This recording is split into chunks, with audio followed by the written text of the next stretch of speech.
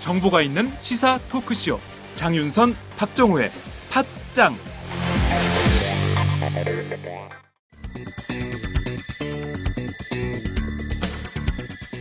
안녕하세요. 팟짱 애청자 여러분, 장윤선입니다.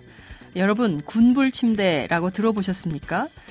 이 침대는 난방 기능이 있는 침대인데요. 전기장판이나 돌판을 이용한 게 아니라 특이하게도 따뜻한 바람을 넣어서 특수 제작한 침대 매트리스입니다. 그러니 여러분의 잠자리가 정말 훈훈하겠죠? 제일 큰 장점은 일단 잠자리에 들면 그 따뜻함이 마치 사람의 체온으로 데운 것처럼 자연스러운 느낌을 줍니다. 열선을 사용하지 않으니 당연히 화상이나 전자파 걱정도 없고요. 침대 내부 습도가 낮아서 진먼지 진드기 등도 번식하기 어렵습니다. 일교차가 큰 환절기에도 정말 유용하고요. 여름에도 매트리스를 항상 뽀송뽀송하게 유지할 수 있습니다. 믿기 힘드시겠지만 전기요금도 정말 적게 나온다고 합니다. 전기장판, 온수매트에서 찾기 힘든 기분 좋은 따뜻함. 차원이 다른 따뜻함을 원하신다면 02-2245-3531, 02-2245-3531로 연락 주시면 상담과 구매가 가능합니다. 기분 좋은 따뜻함. 군불 침대.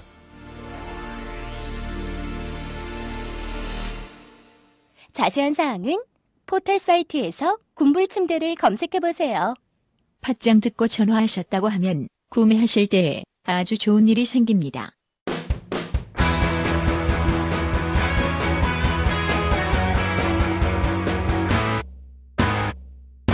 색깔 있는 인터뷰. 색깔 있는 인터뷰 시작하겠습니다.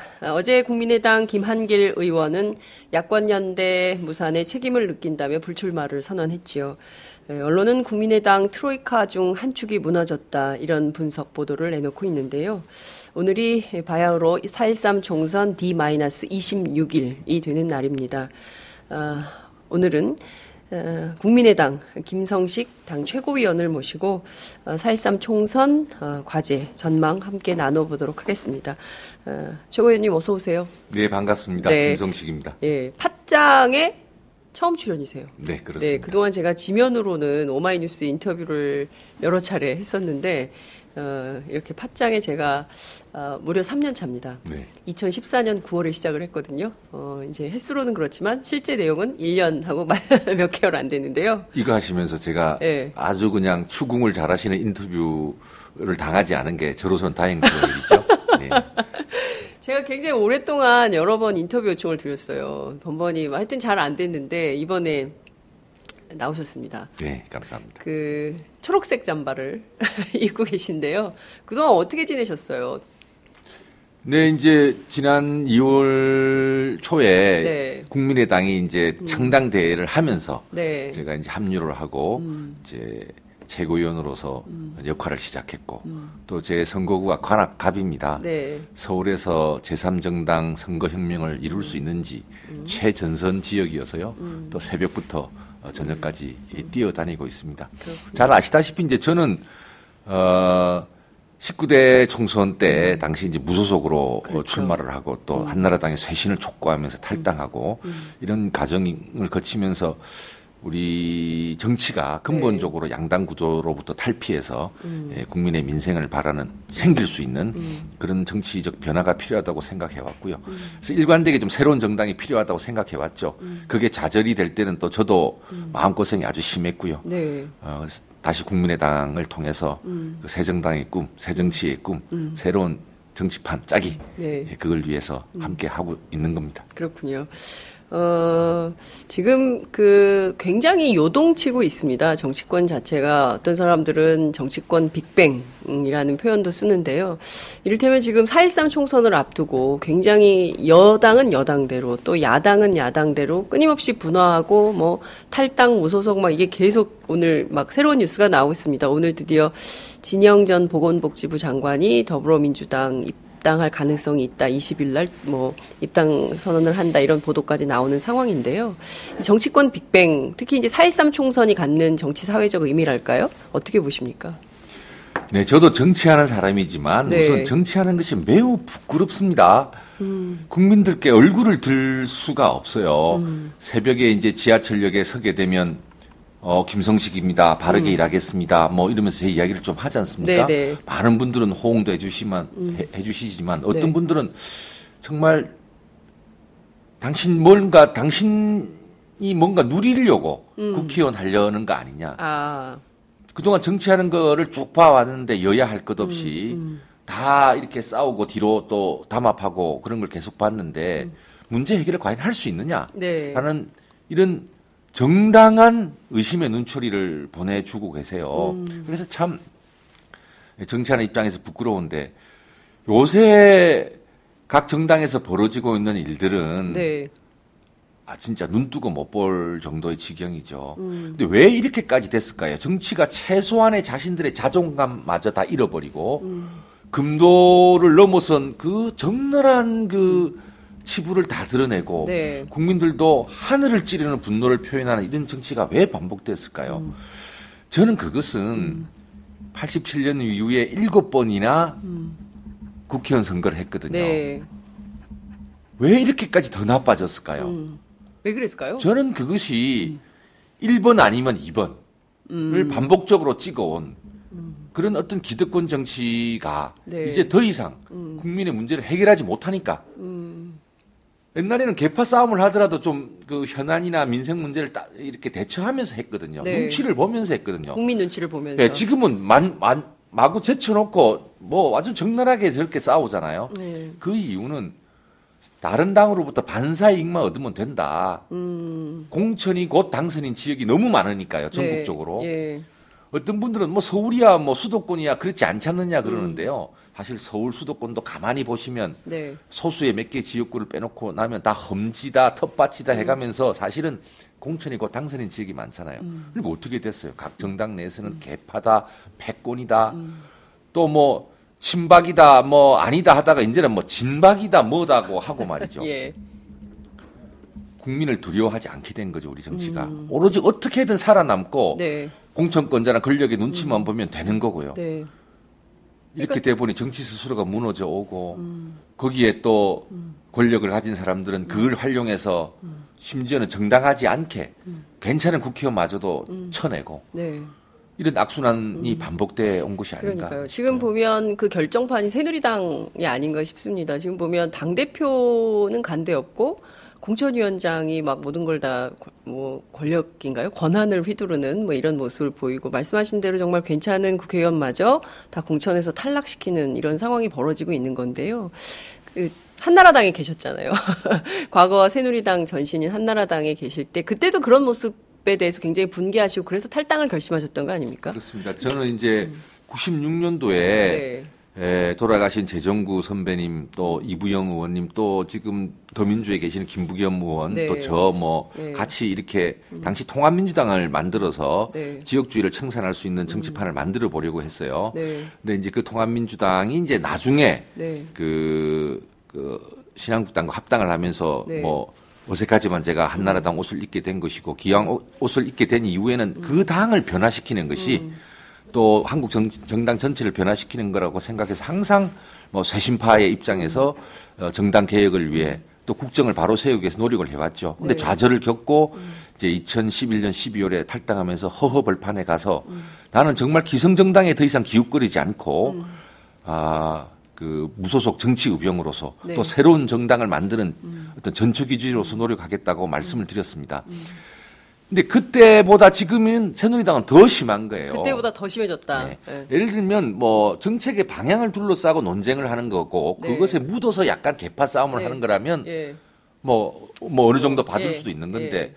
대놓고 예. 친박이냐 아니냐 예. 나아가서 요즘 진박이냐 아니냐는 예. 이런 식의 논쟁을 하면서 사실상 박근혜 대통령의 친위 부대를 어떻게 재편할 거냐 박근혜 대통령의 친위 부대. 예. 이런 관점에서 공천이 이루어지고 예. 있다고 분석들을 하고 있지 않습니까? 그렇죠. 예. 그러니까 원래 정당은 국민을 대신해서 대표 선수를 추려가지고 이제 본선에 나갈 수 있는 후보를 간추려 들여서 그렇습니다. 그리고 국민 대표성을 어떻게 확보하는, 다양하게 하고 예. 확장할 거냐가 포인트인데 그렇습니다. 권력자의 친위 부대를 어떻게 재편할 것인가 중심으로 공천을 하는 상황에 이르렀으니 네. 너무나 당연하게도 대한민국은 민주공화국이어야 하고 국민 주권이어야 되고 그렇죠. 정당도 그 점을 잊지 말아야 된다고 주장해온 유승민 가령 전 원내대표의 경우에는 예. 지금 완전히 뭐 차라리 잘라달라, 네. 차라리 나가라 먼저 이런 지경에 놓여져 있으니까 스스로 결단하라는 거 아닙니까 지금? 예, 이거는 정치가 아닙니다. 거의 패도의 경지라고 봐야 되고요. 패도의 경지. 예. 그러니까 뭐 옛날에 그 고전에 따르자면 네. 그러니까 정도가 아니라 이는 거의 패도의 경지라고 봐야 되고요. 이런 속에서 제가 요새 이제 관악갑에 이제 출마 예비 후보로서 이제 다니다 보니까 네. 며칠 전에도 제가 시장을 좀 다녔어요. 그랬더니 이제 아주 골수 새누리당 지지자라고 말할 수 있는 분입니다. 저도 네네. 아는 분인데 그분은 이번에 뭔가 정신 차리게 하지 않으면 새누리당을 정신 차리게 하지 않으면 저 큰일 나겠다. 그래서 이번에는 뭐 국민의당이 좀 그런 역할을 좀 잘해주면 좋겠다. 네. 뭐 이런 얘기를 하시는 걸 들었어요. 그러니까 그만큼 저런 지나친 거 네. 이런 거는 국민들도 아마 등을 돌리게 될 겁니다. 지금이라도 집권 여당으로서의 책임감, 경제가 어렵고 안보도 불안하잖아요. 그렇습니다. 그런 문제들에 대해서 어떻게 그래도 집권하고 있는 세력으로서 책임을 다할 것인가를 고민하면서 뭐 공천을 해도 또 설사 개파를 좀 챙겨도 어느 정도 최소한의 도리를 지켜가면서 해야지. 네. 저렇게 정치를 엉망으로 만드는 후과는 반드시 지게 될 겁니다. 그렇군요.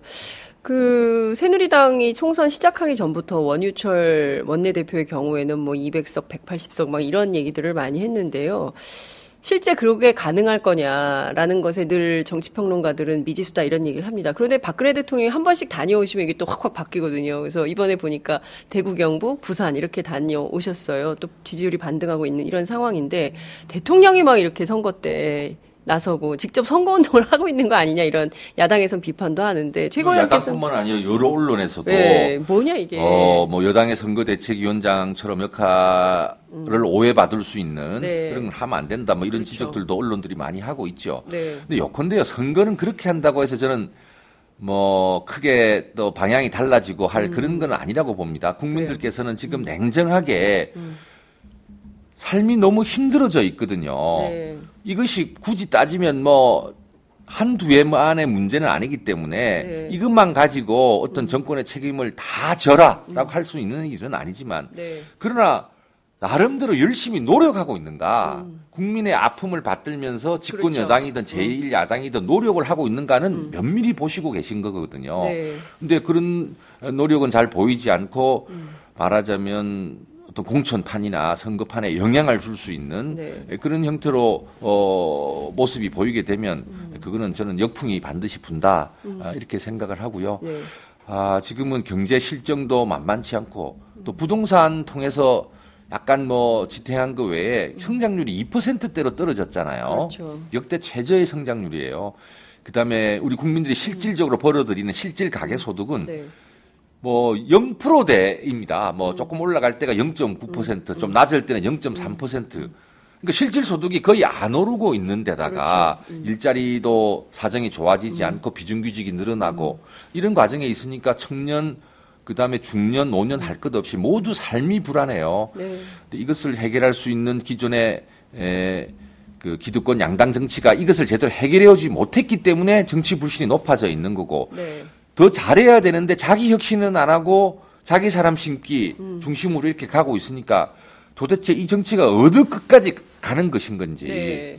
그리고 정치란 건 궁극적으로 어떤 의회 권력을 차지하건 네. 정권을 차지하건 해서 국민을 대리해서 문제를 해결해 줘야 되는 건데 힘겨운 삶에 대한 네. 과연 국민은 최소한의 기대마저 가질 수 있는 것인지 저는 이런 상황에 대해 기존 여야 저희 국민의당 할 것 없이 정말 가슴 깊이 생각해야 될 때다 이렇게 여겨집니다. 네, 말씀하신 대로 와우! 거래처 노총각 김대리 드디어 장가 간대요. 축하 화한 보내야겠어요. 어디로 꽃 주문할까요? 꽃 주문은 꽃주문닷컴이지. 꽃주문닷컴요? 그럼 우리나라에서 축하화한, 근조화한 잘 만드는 꽃집이 다 모여 있어. 가격, 품질, 배송 전부 다 꽃주문닷컴. 전화번호부터 적어도 1544-6430. 꽃주문닷컴은 언제나 좋은 상품과 정확한 배송으로 소비자의 만족을 추구합니다. 팟캐스트 듣는 사람들끼리 서로 돕고 삽시다. 꽃주문닷컴은 팥장을 후원하고 있습니다. 1544-6430 꽃주문닷컴 1544-6430 꽃주문닷컴은 현재 회원사도 모집 중입니다. 전국에 계신 꽃집 사장님들 지금 당장 전화주세요. 꽃주문닷컴은 생산자, 유통자 모두를 보호합니다. 이번 4.13 총선의 정치 사회적 의미, 정말 이 심각한 양극화의 문제, 그리고 특히 이제 소득 불평등의 문제가 너무 극단화되어 있기 때문에 이대로는 정말 못 살겠다라는 국민의 아우성이 있는 게 사실이고. 그래서 정치인들이 대신 싸워줘야 돼요. 맞아요. 그러니까 그 자신들의 기득권을 위해 싸우는 게 아니라 문제 해결을 못하는 이 낡은 정치와 싸워야 되고 너무 심해져 있는 불평등 경제와 싸워줘야 됩니다. 네. 물론 그렇다고 해서 문제를 다 해결할 수 있는 것은 아니지만 그래도 걱정을 좀 덜어드리고 네. 저한테 이제 이 문자를 보내오신 한 주민은 이렇게 말씀해요. 정치가 모든 것을 해결할 수 없는 것은 잘 안다. 네. 그러나 내 아들들에게 가진 것 없이 태어나도 세상은 좀 살만하다는 거. 그거는 정치가 보여줘야 되는 거 아니냐. 그렇죠. 네, 어느 분인지 진짜 현명하시네요. 그러니까 예. 그런 자세로 예. 좀 예. 임해라 이제 이거거든요. 예. 정치판이 근본적으로 바뀌어야 됩니다. 지금 저는 기득권 양당 체제는 아까도 말씀드렸지만 싸움하면서 뒤로 단합하고 담합하고 네. 또 상대방 반사의 이익만 누리면 되잖아요. 그러면 공천만 받으면 무조건 당선이니까 꼭 국회의원 된 사람이 잘못됐다 잘됐다 이걸 떠나서 네. 우리 장윤상님께서도 많이 국회에 들어오시잖아요. 집권과 같은 구조, 공천이 곧 당선이고 아무리 의정활동 잘하거나 열심히 한다는 것이 중요치 않는 네. 국민들의 고통을 살피고 바른 소신껏 정치하는 게 하나도 중요하지 않게 되면 어떻게 되겠습니까? 그렇죠. 누구나 의정활동 열심히 안 하고 예. 대충 하고 또 진영 논리에 줄서기 따라서 하고, 예. 하청 국회의원 되는 거죠. 권력에서 하청국회의원, 권력의 예, 하청국회의원. 뭐 이렇게 투표해라. 예. 뭐 원내대표 내 손으로 당신 손으로 원내대표 만들었지만 원내대표 찍어내라. 혹은 뭐 이런 이제 또 진영 논리로 네. 뭐 때로는 협력해야 될 사안도 있는데 무조건 반대해라. 네. 이렇게 되면 그게 무슨 정치가 되냐고요. 그러니까요. 예. 지금 저는 말씀하시는 그도 내용이 말씀드리지만 이 양당 구도는 네. 그동안 너무 오랫동안 이제 우리 정치가 발전하지 못하는 이런 구조적 제약이에요. 네. 그래서 이번에는 제3당이 유력한 원내교섭 단체를 뛰어넘는 유력한 국회 정당으로 만들어 주시면 이제 3자가 플레이를 하게 될 거 아니겠습니까? 네, 네. 꽉 막힌 전국을 풀 수도 있고 국민들이 지켜보잖아요. 네. 1번 아니면 2번 혹은 네. 2번 아니면 1번이었는데 네. 3번이 있어요. 국민 새로운 선택권이 대안이 있습니다. 생긴다. 예. 그럼 1, 2번이 조심하게 되고 금도도 가지게 되고 때로는 이 세 당이 머리 맞대고 복지는 얼마나 하고 재정은 또 얼마나 하고 세금은 얼마나 걷고 이런 문제들에 대해서 합의를 해서 한 10년 계획도 같이 짤 수 있다고 생각하거든요. 네. 아시다시피 지금 여당은 뭐 무상 보육에 대해서 뭐 신경 쓰는 듯 하다가 예산은 또 그 교부금 속에서 쓰라고 그렇죠. 하고 있고 예. 지금 제1야당은 예전에 이제 무상급식 갖고 좀 재미를 보니까 또 보육 문제 해결이나 이런 문제들에 대해서는 뭐 조금 또 적극적이지가 않아요. 네. 그러니까 이 복지 문제도 그 여당이냐 야당이냐에 따라서 표만 쫓아가는 식으로 하면 네. 어떤 무상 시리즈와 같은 이런 부분들은 나름대로 선거 때 표가 되니까 하다가 표는 안 되고 가장 중요한 예를 들면 복지 사각지대 해소 문제 같은 거 네. 있잖아요. 두 정당은 별로 이런 문제에 대해서 신경 안 씁니다. 지금 국민연금에 사실상 미가입자 내지는 납부 유예자가 600만 명이 넘습니다. 그러니까요. 그럼 이분들이 어르신들이 되면 노인들이 그러니까 65세가 넘게 되면 연금을 못하는 사람이 되는 600만 거죠. 명이 넘는다는 건데 그다음에 고용보험도 마찬가지입니다. 고용보험도 지금 비정규직 경우 고용보험 즉 일하다가 이제 해고되면 이제 받는 실업수당을 받을 수 있는 고용보험에 가입돼 있는 사람들이 비정규직 경우에는 30%가 안 돼요. 이것마저도 박근혜 대통령 하지 말라는 거 아니에요? 이번에 아니 그러니까 이제 이런 문제를 해결하기 위해서는 여야가 네. 그럼 국민 세금을 조금 더 걷어야 될 거 아닙니까? 그 점에 대해서 솔직히 표 안 되는 일에 대해서도 네. 국민들에게 솔직하게 좀 세금을 좀 더 걷어야 될 테니 네. 좀 복지에 잘 쓸 테니까 도움을 주십시오라는 얘기도 해야 되고 그렇죠. 그다음에 복지에 대해서도 표만 쫓아다니는 것이 아니라 전체적인 대한민국 복지 체계가 어떻게 만들어져야 되는가에 대해서 전문가를 놓고 토론하면 답이 쫙 나오거든요. 그러니까요.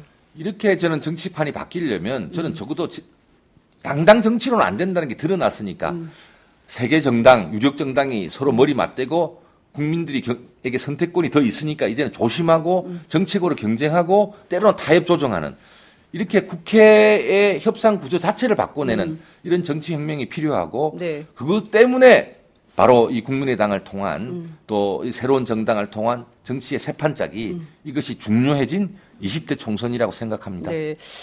정의당 들으면 좀 섭섭하실 수도 있을 것 같아요. 정의당도 있기 때문에 사실상 이렇게 되면 다당제 예, 모형이 될 것 같습니다. 이제 지금 원내교섭단체 오늘 등록을 하시니까 국민의당이 원내교섭단체가 되면 명실상부한 3당 체제가 되는 것이고 원내에 있긴 하지만 원내교섭단체는 아니지만 그래도 정의당이 나름의 역할을 하고 있기 때문에 다당제가 되면 국민의 요구가 다양하게 수렴되는 통로가 마련될 수 있겠다 이런 평가는 가능할 것 같고요.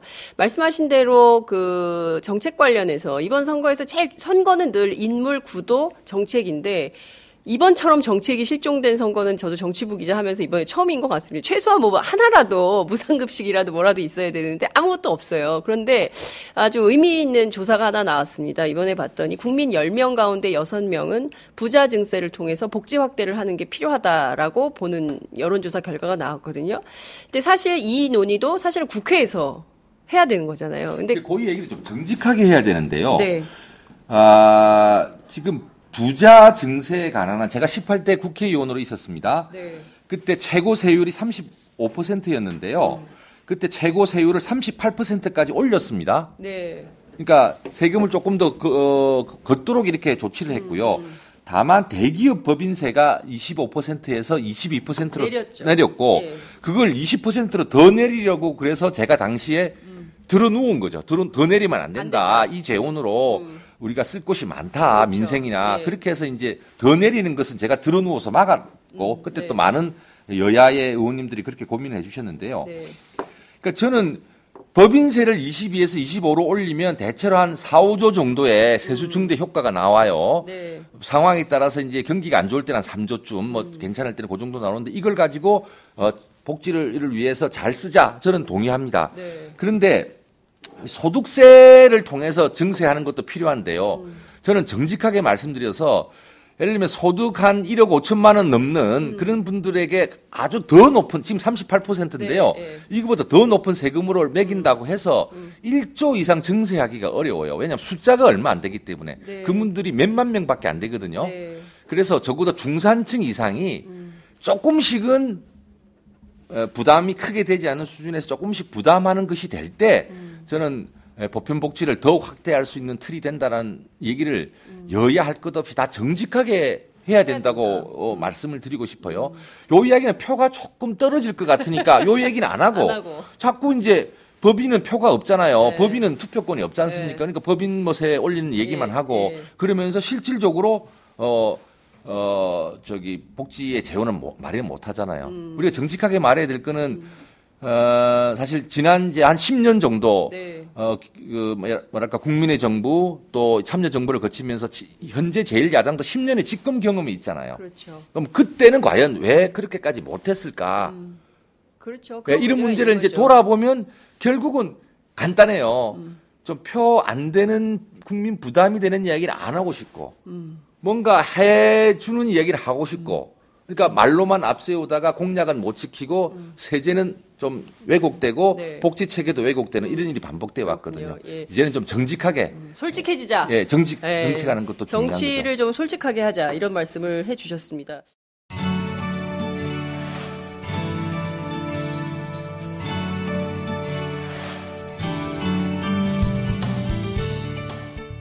안녕하세요.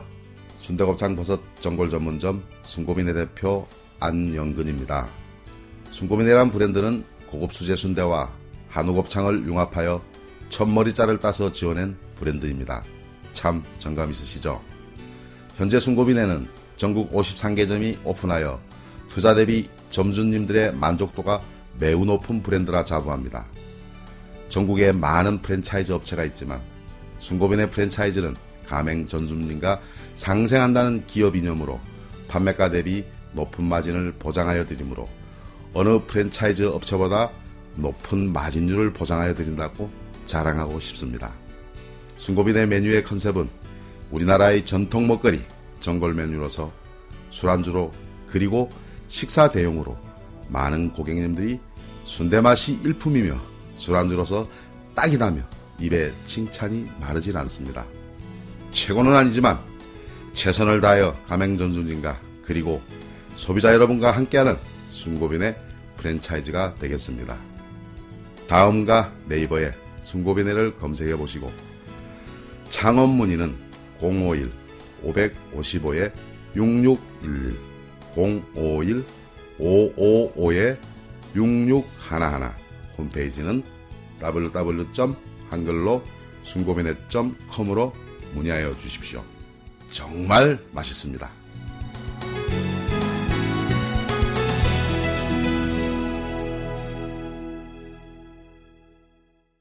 앞서 말씀하신 그 법인세 관련해서요. 최소 25%로 원점 복귀하는 것만 하더라도 상당한 세수가 확보된다. 그래서 정부 재정 정책에 큰 도움이 될 거다. 이런 전문가들의 저도 평가도 같은 있습니다. 생각입니다. 예, 네. 최소한 그런 정도는 해서 가야 된다. 그러니까 좀 정책 선거가 됐으면 좋겠는데 이제 선거 뭐 26일밖에 안 남았는데 각 당이 서로 공천하느라 정신이 없고 공천 과정에서 완전히 피바람이 몰아쳐가지고 다들 그것을 바라만 보고 있는 이런 상황인 것 같습니다.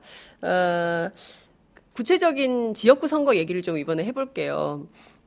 이번 총선에서 관악갑, 앞서 말씀하신 대로 관악갑에 도전을 하시게 되는데요. 이 지역에서 보니까 2004년부터 이번에 벌써 네 번째 도전. 2000년부터입니다. 2000년이에요? 네, 2004년.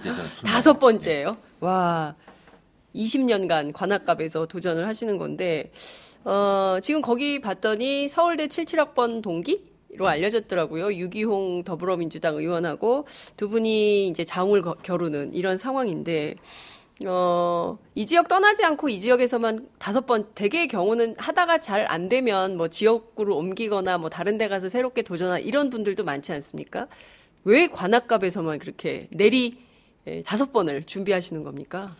네, 그거는 뭐, 한 번 시작한 곳에서 네. 또 주민들과 함께 이렇게 정이 또 많이 들었거든요.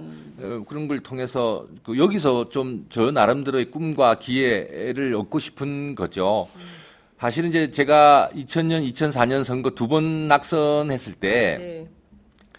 그때 이제 동네의 어떤 여성 봉사단체에서 이제 대규모 바자회를 했었어요. 2000년에? 2004년에요. 2004년에. 그러니까 이제 2번 낙선하고 이제 참 그 마음이 힘들어서 그 바자회 행사에 가고 싶지가 않더라고요.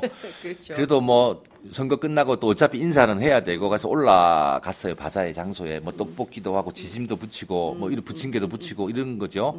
근데 그 여성 봉사 단체에 있는 그 회원들께서 참 몇 사람이 저를 그냥 와락 이제 껴안아 주시면서 사실은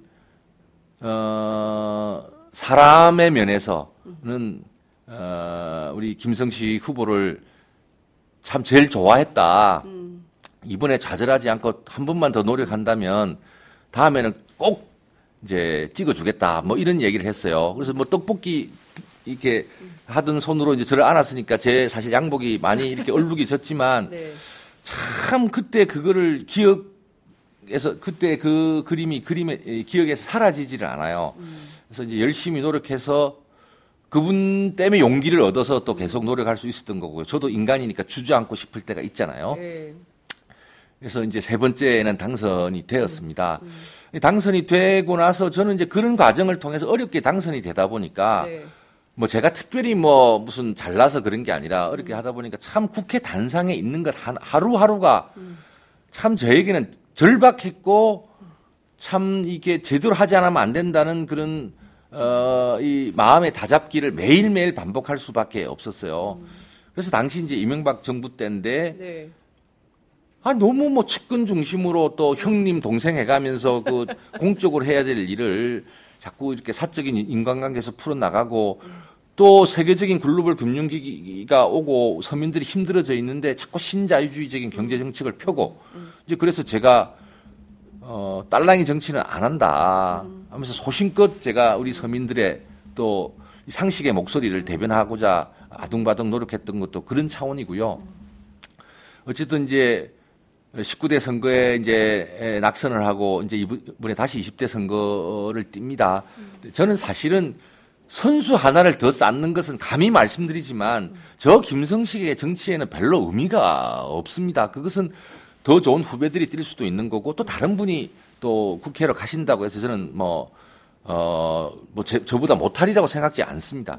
근데 문제는 제가 초선에서 재선, 재선에 3선 이런 상황이 중요한 것이 아니라 우리 정치판을 한번 바꿔봐야 된다니까요.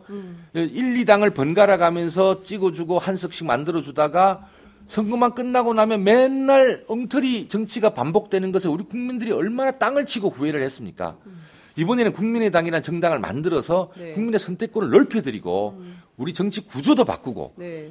이걸 통해서 아까 말씀드렸듯이 국회의 모습도 이제 저희가 만약에 국민들의 덕분에 유력한 교섭단체가 되어서 3당 구조가 국회 내에서 정립이 된다면 정치하는 모습이 달라질 겁니다. 바로 이런 정치의 새판 짜기를 위해서 다시 20대 선거에 뛰어드는 것이죠. 또 관악갑이 야권의 지지층이 아주 넓은 것이고 우리 네. 젊은 층이 아주 많이 사는 곳이에요. 따라서 이런 기본적으로 여권의 확장성을 견제하면서도 네. 이런 제3정당 선거혁명이 이루어질 수 있는 최전선이고 최적지라고 우리 주민들께서는 생각하고 있고 네. 그런 차원에서 다시 관악갑에 도전하는 거죠. 네. 말씀하신 대로 다당제가 굉장히 중요하고 한국 정치를 바꾸는 아주 매우 중요한 요소다라고 보시면 선거구제 개편과 관련해서도 좀 생각이 있으실 것 같아요. 그러니까 이를테면 지금 새누리당이 보수 언론조차도 저거 친박당 아니냐, 박근혜 당이다 이렇게 딱 명명을 해버리는 상황인데요. 뭐 진영 장관이 뭐 어떤 선택을 하실지는 좀 지켜봐야 되겠지만 이를테면 그러니까 보수 야당의 중심에 뭐 더불어민주당이 있다고 한다면 뭐 국민의당은 어떤 포지셔닝인지 그리고 정의당은 뭐 진보정당을 표방했으니까 그렇고요. 뭐 이런 방식으로 선거구제 개편 같은 것도 20대 총선에 좀 해봐야 되는 거 아니냐 그런 건 좀 어떻게 보십니까? 근데 이제 이미 뭐 여야가 네. 전대미문의 선거법 뭐라고 해야 됩니까? 네. 선거법 안 고치기. 선거법 안 고치기 담합을 해서 불과 얼마 전에 소선거구제를 유지한 가운데 네. 겨우 또 선거법도 선거구제를 통과시켰지 않습니까? 네. 그러니까 이 양당 구조 속에서 네. 어떤 제도 개혁이 제대로 될 거라고 기대하는 건 어렵죠. 왜냐하면 네. 그들 스스로가 이 소선거구제를 기득권으로 해서 네. 천년만년. 텃밭과 네. 험지를 나누어서 천년만년 다 그냥 하고자 하는 그런 거잖아요. 네. 그래서 저희는 국민의당은 물론 당연히 또 국민의당이나 정의당 입장에서는 중선거구제나 독일시 정당 명부 제도로 바뀌면 좋겠지만 네. 또 바뀌어야 된다고 계속 주장을 하겠지만 네. 국민들 입장에서는 이 소선거구제에서라도 살아남고 교섭단체를 만들어 정치판을 바꾸는 모습을 볼 때 저 당이 더 잘되게 하기 위해서라도 다당 구도가 정착되기 위한 선거구 제도의 제도적 개혁, 네. 대통령 선거 같은 경우는 지금 결선 투표제가 필요하거든요. 그렇죠. 이런 제도 개혁을 동의해 주지 않으실까 이렇게 생각해요. 그러니까 실현 속에서 네. 어떤 관문을 돌파해야 제도 개혁의 에너지도 생긴다는 것이고 제도 개혁이 안 된다는 이유로 하늘만 쳐다보고 있을 수는 없는 거 아니겠냐는 것이죠. 그렇죠. 예. 그 굉장히 중요한 말씀을 해주신 건데요. 저는 국민의당 같은 정당이 선거구제 개편을 위해서 힘을 쓰는 게 우리 정치 발전에 큰 도움이 되겠다 이런 생각이 좀 들고 또 다른 한편 제가 말씀 좀 끊어서 죄송합니다만 이제 그동안 이제 우리 정치가 이제 지역주의 내지는 네. 또 이념 대립 네, 뭐 네, 이런 네. 거로 이제 너무 짜여지다 보니까 네. 우리 사회는 사실 굉장히 다원화가 됐잖아요. 이미 네. 된지 생각이 오래죠. 아주 네. 뭐 획일적으로 A 아니면 B 이렇게 나누기가 어렵게 되어 있습니다. 네. 이분법 사회가 아니에요. 그럼요. 그런데 이제 두 개의 정당이 오랫동안 이렇게 낡은 그 이념이나 혹은 때로는 지역적인 이런 구도 속에서 하다 보니까 대변받지 못한 국민들이 많이 생긴 거죠. 너무 많이 예. 생겼죠. 그 뭐 정치학자들이 늘 강조하듯이 민주주의 핵심은 국민의 분포를 의견 분표를 국회가 대변을 잘해서 다양성을 잘 그렇죠. 가지고 통합을 해주는 거라고 생각하거든요. 네. 근데 이렇게 되다 보니까 그동안 대변이 안 된 계층이 주로 어디냐? 즉 상식과 합리를 가지고 시시비비를 따져서 네. 어떤 판단을 하고자 하는 이런 그 시민들이 잘 반영이 안 됐고 네. 또 하나 이제 노총이나 민노총 같이 이제 이렇게 조직돼 있는 노동자들 경우는 대변이 되는데 네. 비정규직 노동자라든가 청년이라든가 알바라든가 네. 또 어르신들 경우에는 이 그 조직화가 돼 있지 않으니까 목소리가 잘 대변되지 않았어요. 네. 즉 이렇게 목소리가 대변되지 않았던 계층 또 상식과 합리에 판단하는 부분들. 이런 그 유권자를 대변해서 정치판을 합리적으로 바꿔보자는 게 저희 국민의당이고요. 네. 이번에 한번 한국 정치 한 번은 새판짜기 해야 됩니다. 네. 한 번은 새판짜기를 하지 않고 계속 다시 또 양당의 1, 2당 구조가 쳇바퀴 돌잖아요. 무슨 민생이 해결됐으며 우리 삶이 어떻게 바뀔 수 있겠으며 저희 어렵습니다. 이번에 한번 그러니까요. 해보시죠. 이번에 한번 바꿔보자 이런 말씀을 해주셨습니다. 저는 이런 말씀 좀 드리고 싶어요. 제가 사실 그동안 봐왔던 정치인 김성식은 엄청난 전략가이기도 하고 정책 전문가이기도 합니다. 근데 우리 정치가 이렇게 보면 지역구와 비례대표, 그러니까 지역구와 전국구가 나눠져 있지 않습니까? 국회의원들이. 이렇게 보면 비례대표의 경우에는 전문성이 있는 분들 뭐 직군별로 이렇게 뭐 가기도 하지만 지역구 국회의원들에 보면 경우에 따라서는 저게 구청장의 역할인지 국회의원의 역할인지 잘 구분이 안 갈 때가 있어요. 그리고 국회의원들이 제가 이렇게 많은 예산을 따왔습니다. 막 이렇게 행정가가 아니잖아요. 국회의원들은. 근데 이제 그 역할의 착종이 좀 있는 것 같아요. 그래서 좀 그걸 구분하려면 적어도 비례대표를 좀 확대하는 방식으로 그러니까 국회의원들이 정말 나라 살림, 나라 걱정 국정 운영 전반에 대해서 평가하고 틀을 바꾸고 그걸 행정부를 감시하는 권력의 핵심으로 역할을 하고 민의에 기반해서요. 뭐 이런 방향으로 가야 되는데 우리 국회가 너무 비슷한 거죠. 구청장 뽑는 선거나 국회의원을 뽑는 선거나 뭐 이런 비슷한 성격들이 있어서 좀 이거를 좀 근본적으로 혁신하는 정치 이건 불가능할까 이런 고민도 좀 정치부 기자 하면서 들었거든요. 그 점은 그러니까 어떻게 국가적 보세요? 현안이나 국민적 민생 현안을 네. 국회가 잘 해결을 하면 그렇죠. 굳이 지역구 일에 매여서 이거 내가 했습니다. 사실 자기가 안 한 경우도 많잖아요. 아니면 당에 쓱 묻어서 하는 경우도 있고. 네. 그렇게 뭐 홍보하거나 하지 않아도 네. 얼마든지 다음에 재선되고 또 들어올 수가 있는데 네. 지금 국회가 나라 일 크게 네. 봐서 네. 나라 일. 네, 나라의 일 그거 잘하라고 지금 뽑아준 거 아니에요. 그렇죠. 그거는 이제 맨날 싸움질을 하다가 이제 못하고 맨날 이제 이렇게 폭탄을 돌리기를 계속 해오고 있는 거니까. 네. 그러면 이제 욕 먹잖아요. 그럼 욕 안 먹으려니까 이제 지역구 문제를 가지고 이제 어떻게든 만회를 하려는 이런 문제가 생기는 거죠. 그래서 문제를 푸는 방법이 네. 정치의 문제 해결 능력을 어떻게 키울 건가. 네. 이걸 통해서 저는 문제를 해결을 네. 해야 예.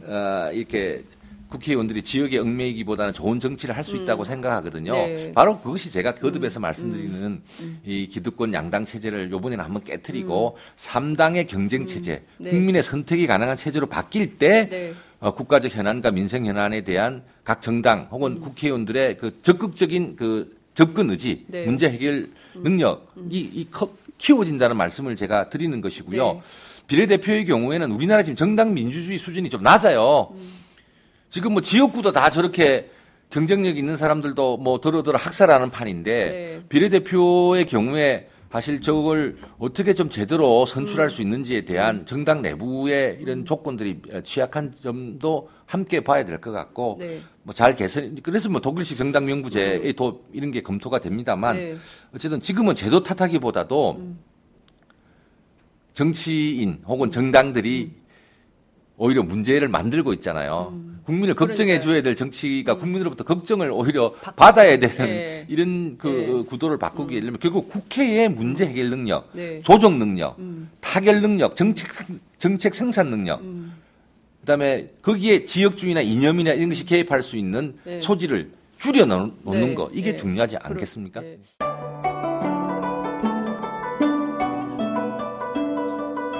안녕하십니까. 저는 정도전을 15년 전에 최초로 소설로 썼던 작가 임종일입니다. 사실 정도전을 소설로 쓰는 데만 10년이 걸렸는데 그 시절 무명의 고달픈 심신을 양꼬치와 고량주로 달래주었던 풍무 양꼬치. 풍무 양꼬치는 월드컵 4강의 기쁨도 나라골 우습게 돌아가고 분통이 터질 때도 늘 함께했던 안식처이자 사랑방이었습니다. 진짜 정의파인 주인장은 세상을 뒤집어푼 남자 정도전을 누구보다 먼저 알아보았고 그래서 제 소설 정도전은 역사의 곡이 없습니다. 풍무 양꼬치 역시 맛과 양심이 살아있습니다. 좋은 사람끼리는 꼭 만나야 합니다. 어떻습니까? 오늘 풍무양꽃에서 만납시다. 2호선 구로 디지털 단지역으로 오세요. 예약 문의 02809-9292 02809-9292. 팟짱 애청자라고 하시면 정성 가득 담긴 서비스도 나갑니다. 더 큰 문제는 이게 그 대통령의 권력이 너무 센 건지 아니면은 과거에는 막 노무현 대통령 시절에는 국회에서 대통령 탄핵도 하고 말이죠. 비판도 세게 하고 그리고 굉장히 대통령을 흔드는 모습이 많았단 말이에요. 국회 안에서. 근데 박근혜 대통령의 경우에는 완전히 반대입니다. 그 박근혜 대통령이 끊임없이 주장하는 게 그 국회 심판론, 정치 심판론을 제기하면서 막 사실 국민들이 들을 때 무슨 대통령이 저렇게까지 말을 해야 되나? 저건 좀 아니지 않나? 과도하다. 그리고 왜 어떻게 원내대표를 멀쩡하게 뽑아놓은 원내대표를 국회법 과정에서 저렇게 막 함부로 저렇게 하시지? 저건 민주주의 아니다라고 상식을 가진 특히 이제 한국의 지식인 그룹에서는 아주 심각한 문제가 있다 이렇게 지적을 하지만 그 정작 당사자인 국회에서는 찍소리도 안 하거든요. 그럼 거의 뭐 군대 분위기예요. 시키면 시키는 대로 하는 이런 건데 과연 20대 국회가 어떤 판이 짜여지면 대통령을 견제할 수 있을까? 대통령 견제도 굉장히 중요한 국회 의목 아닙니까? 네, 우리는 그렇습니다. 입법, 사법, 행정이 서로 견제와 균형을 맞춰야 되는데 이게 완전히 무너졌어요. 네, 이제 돌아가신 노무현 대통령께서도 참 정치 해먹기 힘들다라는 말씀, 대통령 해먹기 힘들다는 맞아요. 말씀을 하신 적이 있어요. 네. 요컨대 이제 그 반사의 이익을 추구하면 되는 그런 정치 구조니까요. 네. 그 여야가 다 그런 거고. 근데 특히 지금 박근혜 대통령은 어떤 점이 가장 큰 문제냐고 한다면 네. 본인이 정치의 한 당사자이면서 정치에. 네. 네. 그렇잖아요. 대통령이 맞아요. 정치의 한 네. 당사자잖아요. 네. 국회의 관계를 어떻게 풀어 나가야 될지, 그렇죠. 그다음에 청와대 역학 관계를 어떻게 좀 잡아서 어떤 성향, 어떤 정책 방향을 갖는 참모를 중심으로 할 것인지, 그렇죠. 이 소통 구조를 어떻게 가질 맞아요. 것인지, 이 정책, 그러니까 정치 당사자이자 가장 중요한 정치인이죠. 네. 근데 본인은 정치권 바깥에 있는 것처럼 이야기하면서 국회를 중심으로 해서 벌어지고 있는 여러 양상에 대해서 일방적으로 매도하고 그렇죠. 이렇게 하는 것은 그 인식 자체가 조금 문제가 있다고 생각을 합니다. 협력을 구할 사안이 있으면 청와대로 야당을 초청하고 충분히 설명을 하고 또 네. 반복해서 필요하면 국회에 가서 설명을 하고 이런 것들이 되면 좋은데 네.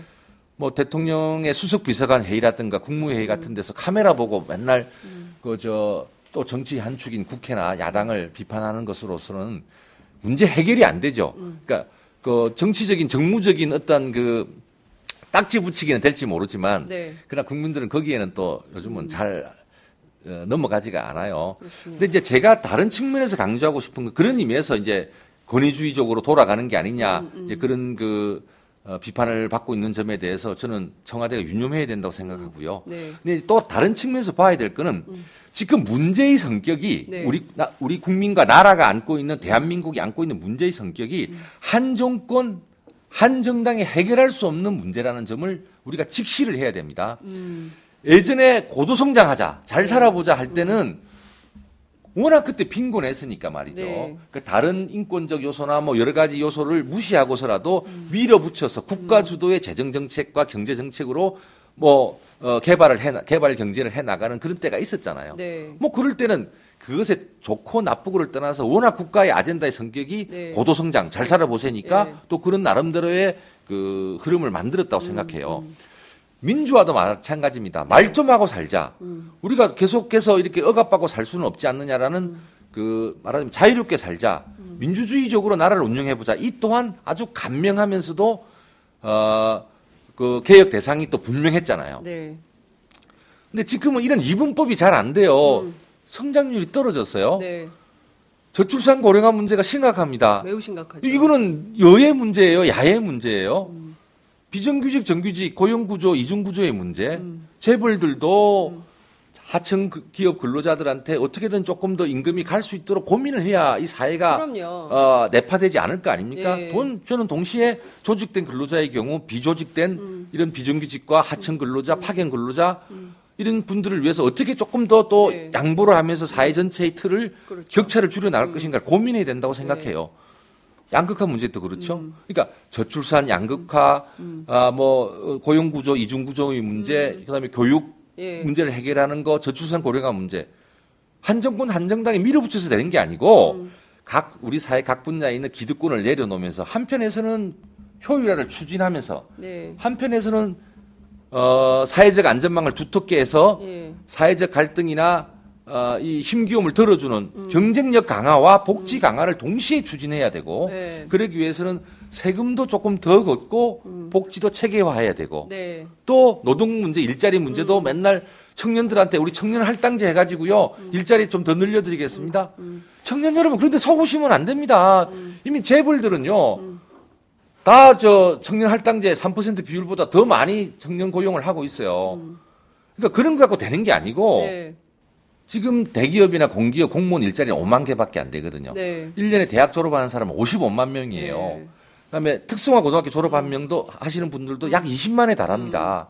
그러면 대기업과 중소기업, 정규직과 비정규직 이런 임금 격차를 줄여나가고 근로조건의 차별을 줄여나가고 이걸 위해 사회적 합의와 또 행정력을 동원한 이런 체계적인 접근 이런 걸 통해서 해결해야 되는 것이거든요. 그래서 한 정권 한 정당이 해결할 수 없기 때문에 밀어붙이기식 국정 운영이라는 게 애초부터 정치적 목적이 아닌 한 문제를 국가적 정책 현안을 해결하는 차원으로는 이미 통하지 않는 수단이라는 것과 따라서 지금까지와는 달리 어떻게 진영 논리나 서로 물고 뜯는 정쟁이 아니라 타협하고 조정하고 정책으로 경쟁하는 정치판을 만들 것인가.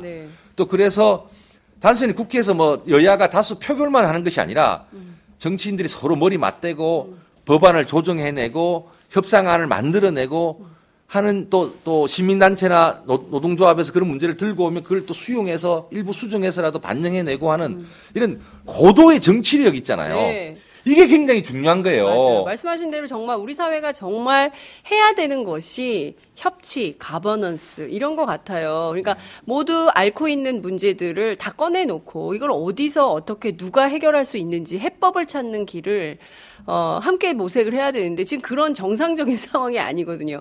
박근혜 대통령 비정상에 정상화하시겠다고 했지만 정상인 것마저도 오히려 비정상으로 돌리는 거 아니냐 이런 비판이 막 곳곳에서 있습니다. 그런데 다 말을 하지 않고 있어요. 그냥 모두가 입을 닫고 있고 뭐 이런 상황 아니냐. 이번 총선에 그 입이 좀 뚫려야 되는 건데 얼마나 세게 뚫릴지 그리고 우리 국민들이 얼마나 동의하실지 좀 지켜봐야 될 것 같습니다. 그러니까 저는 이제 필요한 현 정부의 뭐 경제 정책, 또 서민 정책, 또 기타 또 뭐 교과서 국정화를 비롯해서 창조 경제 시대의 다양화가 필요한데 오히려 교과서를 국정화시키는 저 아이러니한 일들 뭐 이런 모든 문제들이 다 짚어지고 비판되고 견제돼야 되죠. 그러나 더 중요한 거는요. 비판하고 견제한다고 해서 문제 해결이 안 되잖아요. 거기서 한 걸음 더 나아가자는 겁니다. 비판할 거 비판하고 그렇죠. 대안을 만들어서 국회 내에서 또 국회의 합의를 바탕으로 해서 행정부하고도 의논해서 지금 특히 국민들이 정말로 힘들어하는 일들 즉 실업을 하거나 병이 들거나 하면 그냥 낭떠러지를 몰린단 말이에요. 이런 문제들을 해결하는 문제와 일자리를 둘러싼 사회적 합의를 만들어내는 문제들이라든가 또 국민 세금이 지금은 그 굉장히 부실한 기업들 연명하는 데도 많이 쓰이고 있어요. 그럴 때는 과감하게 정말 더 이상 연명할 수밖에 말하자면 그냥 세금으로밖에 연명할 수 없는 기업은 정돈하면서 그럼 그 자금이 좀 여유가 생길 거 아니에요. 그것이 파릇파릇 새싹처럼 청년들이 만들어가는 벤처기업이나 새로운 유형의 아이디어 기업들에 돌아갈 수 있게 이 시스템을 바꿔줘야 되는 거죠. 그러니까 이런 일들을 하기 위해서는 각 정당들이 이제는 문제 해결을 위한 새로운 협상 테이블, 새로운 국회의 모델, 새로운 정당 간 정치의 모델을 만들어내야 된다는 것입니다. 그렇습니다. 굉장히 중요한 지적을 해주셨습니다. 그런데 20대 총선은 이걸 해내기 위한 선거이고요. 근데 지금 보면 조중동, 그러니까 힘 있는 언론, 저희 뭐 오마이뉴스나 팟짱 같은 경우 굉장히 그 소수 언론이지만 팟짱은 세잖아요. 팟짱이 세요? 아이, 처음 듣습니다. 여하튼.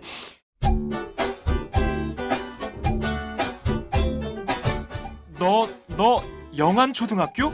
야, 이게 몇 년 만이야, 친구야. 넌 어쩜 하나도 안 늙었니? 헐, 뭐라는 거니. 매일 새벽 출근해, 야근해, 애 키우지 살림하지, 피곤해 죽겠어. 근데 병원 가면 규칙적인 운동하고 새끼 챙겨 먹고 스트레스 받지 말고 잠 푹 자라나? 누가 그걸 몰라서 못하니? 나랑 똑같구나. 그래서 난 마카산삼으로 해결했잖아. 마카산삼. 잉카인들이 먹던 페루 산삼과 우리나라 산삼으로 만들었대. 그래? 당장 검색해봐야겠네. 마카산삼. 아니야. 요즘 마카산삼 뜨니까 유사 제품이 많아. 영한네이처로 검색해봐. 검색창에서 영한네이처. 페루의 마카와 우리나라 산삼, 몸에 좋은 11가지 원료까지 하나로 만든 제품 마카산삼. 마카 녹용과 마카소와 청소년도 있습니다. 1일 2회 공복에 따뜻한 물과 함께 드세요. 영한네이처 마카산삼.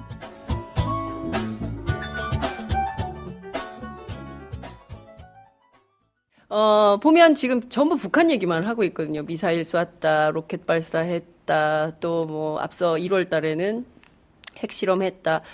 온통 북한 뉴스만 있습니다. 지금 말씀하신 정말 한국 사회가 안고 있는 여러 가지 사회적인 문제들, 또 경제적인 불평등 문제 이런 거를 다 꺼내놓고 어디로 갈 거냐, 우리 사회가 어떻게 갈 거냐 이런 의제와 담론을 놓고 충분한 토의와 토론이 있어야 되는데 그건 다 없고 오로지 북한 뉴스만 전부 장식을 하고 있거든요.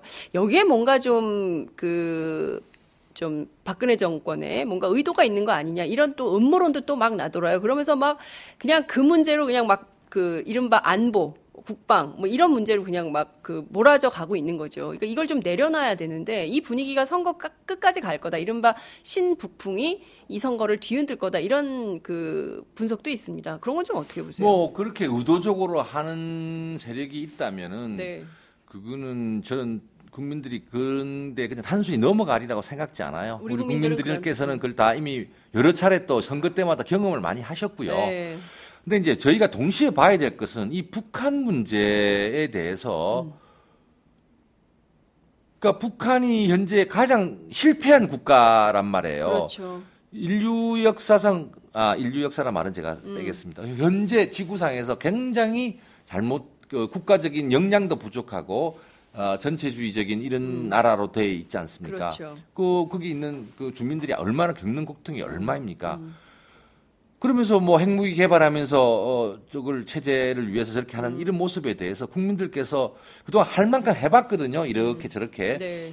근데 반복적으로 저렇게 하는 문제들에 대해서 정말 또 제재도 하고 저런 도발이 저지돼야 된다는 국민적 인식들이 있습니다. 근데 네. 이 점에 대해서도 함께 고민을 해야 된다고 생각하고요. 다만 저는 이제 대한민국이 우리 국민들이 열심히 일해왔기 때문에 체제 경쟁에서 이제는 북한보다 훨씬 우위에 있잖아요. 그럼요. 예, 1인당 GNP를 공식 통계만 하더라도 50배가 더 많아요. 네. 뭐 비공식 통계로 따지면 더 크겠죠. 그렇죠. 그렇다면 이제 우리가 어떤 시각을 가져야 되느냐면 북한의 저 문제 일으키고 계속해서 도발하고 하는 부분을 억제하고 막으면서도 한반도 전체의 관리자는 우리 체제 경쟁에서 네. 이긴 우리 대한민국일 수밖에 네, 없다라는 그렇죠. 이런 책임의식 속에서 합리적인 정책을 통해 북한을 어떻게 변화시켜 나갈 것인가, 또 주변의 주변의 강대 국가도 어떤 자세에 협상을 할 것인가, 네.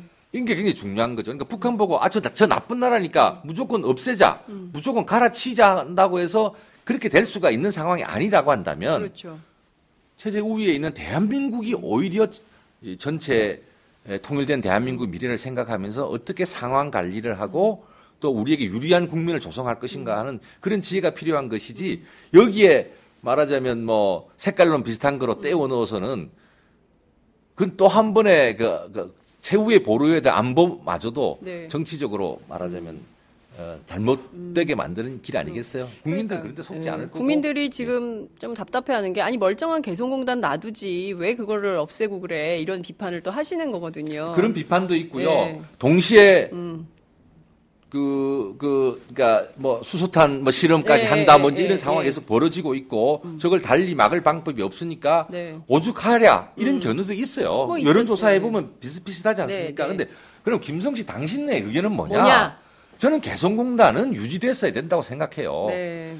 그거는 다른 이유가 아니라 제가 조금 전에 설명을 드렸듯이 개성공단이 갖고 있는 한반도에서의 평화 관리라고 하는 측면에서 기능이 있기 때문에 그렇죠. 예, 저는 이제 그런 점을 강조하는 것이고 또 정말 북한에 대해서 마지막으로 어떤 우리가 강경한 정책을 써야 될 때가 있을 때 또 레버리지로 남겨놔도 좋다는 생각 때문인 것이죠. 예. 요컨대 우리는 북한의 무슨 요구를 무조건 다 들어주면 해결될 거라는 이런 생각도 저는 옳은 그럼요. 생각이 예, 아니고요. 예. 그러나 무조건 뭐 매도하고 뭐 체제를 다 내일이라도 바꿔낼 수 있는 것처럼 설명하는 것도 옳지가 않죠. 결국은 예전에 우리나라 보수 세력들은 예전에 북방 정책을 했던 노태우 네, 정권 때 북방 정책을 했던 아주 그 개방적인 자세 있잖아요. 네. 그 점의 맥락을 다시 한번 살펴보기를 바랍니다. 네. 적절하게 당근과 채찍을 쓰면서 상황 관리를 하는, 특히 이제 우리는 동북아 정세를 또 책임져야 되는 운명에 처해 있기 때문에 우리 정부가 정말 해야 될 역할이 많다, 이런 말씀을 주셨습니다. 저희가 경제, 군사, 안보 사실 좀 짚어보고 싶은 정책적 과제들을 다 짚어봐서 저는 정말 속이 후련한 인터뷰다, 이렇게 볼 수 있을 것 같은데요. 다시 또 정당과 총선 얘기를 좀 해볼게요. 지지율을 보면 새누리당이 늘 30% 후반, 그러니까 뭐 40%까지 가다가 선거 앞두고 조금 이게 특히 이제 국민의당 출연으로 새누리당 지지율이 한 10% 정도 빠지다가 다시 또 올라갔다가 뭐 등락을 왔다 갔다 하고 있긴 합니다만, 그래도 30%, 35%는 유지를 하고 있습니다.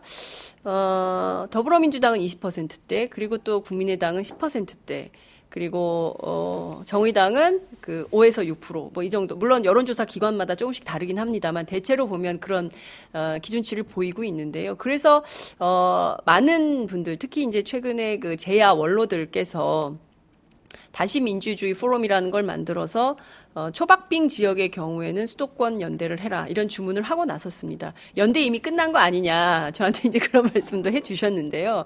이런 고민들이 있는 건 또 사실이거든요. 이런 고민에 대해서 김성식 최고위원께서는 좀 어떤 답을 갖고 계신지 궁금합니다. 예, 그러니까 뭐 과거에도 이제 그런 그 후보 단일화 이런 것들이 이제 많이 시도되었죠. 네. 근데 이제 그 결과가 별로 안 좋았어요. 국민들도 식상해하고 비판도 많았고 또 여권표는 여권표대로 결집이 돼서요. 네. 결과가 안 좋았다는 거는 뭐 우리 장윤선 기자님도 잘 아실 거고요. 그래서 나온 게 뭐냐면 당시 이제 그 민주당의 내부 보고서 19대 총선이 끝나고 내부 보고서도 우리가 이명박근혜라는 구호로 총선을 치렀는데 국민들은 그런 식의 그 딱지 붙이기보다는 야당이 좀 더 혁신되는 모습, 네. 야당이 경제 문제나 여러 가지 민생 문제에 좀 더 능력 있는 모습을 보여줘야 됐었다. 네. 당시 공천도 너무 개파적으로 치러졌다. 이런 내부 보고를 서를 낸 적이 있어요. 그렇습니다. 그래서 그 이후에 이제 야당도 좀 혁신돼야 된다, 이런 논의가 한참 가다가 또 뭐 서다가 또 그러다가 이제 또 이번에 김종인 대표가 온 거죠. 예, 또 그것도 이제 안철수 의원이 이제 그 혁신 전대를 하자고 하다가 이제 안 돼서 탈당하고 나오니까 즉 그 안철수 의원이 이제 새정당의 깃발을 들고 국민의당이 탄생돼 가니까 설마 대례하던 정당이 탄생돼 나가니까 야당도 자기 변화를 위한 노력을 하는 거고 이런 거 아니겠어요? 그러니까 이제 요컨대 이제 결국은 혁신을 해서 국민에게 더 많은 신뢰를 얻는 거가 핵심이지 뭐 이렇게 그 야당들이라고 해서 뭐 집권당이 아니면 다 야당이니까요. 그 야당들 표를 단순히 산술적으로 합을 하면 높아질 거다. 그렇게 보는 것이 과연 맞느냐라는 현실적인 문제가 있고, 그다음에 더민주의 경우에도 통합 때는 이제 우리 국민의당을 흔드는 뭐 정치적 효과도 있으니까 세게 밀다가 후보 단일화 논의로 가니까 그 선거구 나눠먹기 연대는 안 한다라고 김종인 대표가 이야기를 해서 이미 오래전에 선을 그어버렸어요. 며칠 전에는 이제 정의당과도 이제 그런 논쟁이 붙었다가 뭐 정체성이 다른 정당하고는 어떻게 선거연대가 가능하겠느냐 이렇게 해서 정의당 원내대표께서 참으로 모욕적인 그런 얘기를 했다라고 맞받을 정도였지 않습니까?